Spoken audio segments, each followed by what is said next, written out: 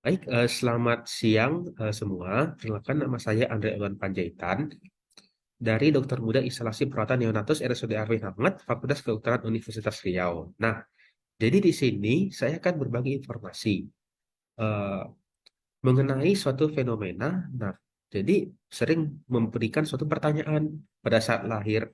Nah, kok wajah bayi saya pada saat lahir jelek? Kok bisa? Nah, di sini ternyata ini merupakan suatu kelainan yang disebabkan oleh Edward Syndrome. Nah, jadi Edward Syndrome ini merupakan salah satu trisomi yang paling sering ditemukan, nah, yang diikuti dengan Down Syndrome. Nah, jadi bedanya apa? Pada Edward Syndrome, ini terjadi trisomi pada kromosom 18. Nah, jadi ada salinan tambahan pada kromosom 14. Sedangkan pada Down Syndrome, itu terjadi salinan itu pada kromosom 21. Nah, jadi dengan adanya kelainan tersebut pada kromosomnya, ini menyebabkan banyak cacat pada organ tubuh bayi. Hal ini disebabkan pada normalnya kromosom pada manusia itu jumlahnya adalah 40. 23 dari ayah dan 23 lagi dari ibu. Namun, pada kromosom 18 terdapat penambahan salinan kromosom. Nah, hal ini menyebabkan terjadinya pembentukan organ-organ yang terganggu pada bayi. Nah, di sini untuk angka kejadiannya itu ada masih dikatakan sedikit, yaitu 1 dibanding 5.000 kelahiran.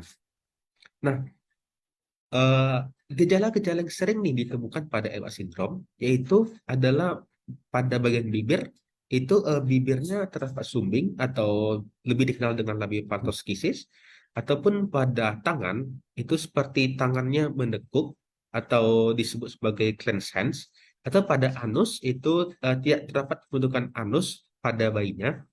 Selanjutnya pada telinga itu pembentukan ukuran organ yang lebih kecil dari semestinya, dan juga pada misalnya pada heel prominent itu adanya penonjolan pada tumit, dan juga bisa ditemukan kelainan-kelainan lain seperti kelainan-kelainan pada jantung ataupun dari penyusutan pada pembentukan otot.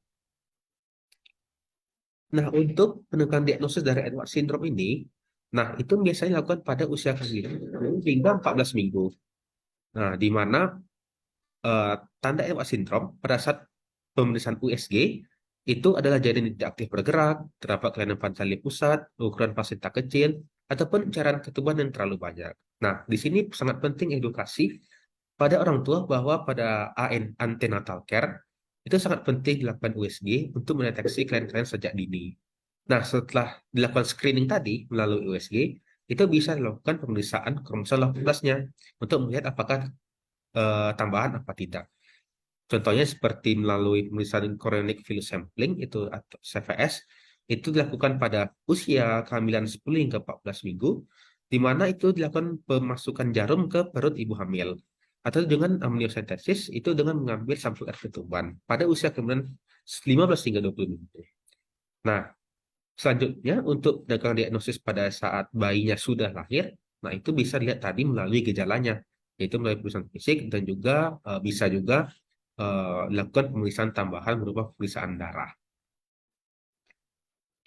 Nah, apa sih yang bisa dilakukan kalau misalnya kita menemukan pasien seperti ini? Nah, jadi sayangnya untuk penyakit ini atau kelainan ini eh, belum dapat diobati. Nah, jadi menurut data itu 50% janin itu meninggal dalam kandungan, dan hanya 10% bayi yang bertahan hingga usia 1 tahun. Nah, ini menunjukkan prognosis yang kurang baik dari bayi pengidap penyakit ini. Dan juga bentuk pengobatan yang dapat diberikan yaitu sesuai dengan gejalanya. Nah, jadi biasanya ditemukan adalah sesak napas dan ataupun kelainan jantung.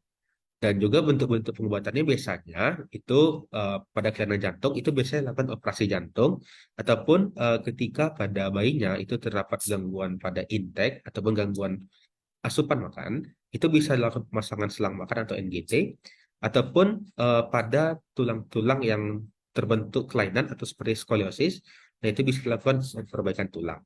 Nah, yang paling penting adalah edukasi terhadap orang tua dan juga dukungan secara psikologis.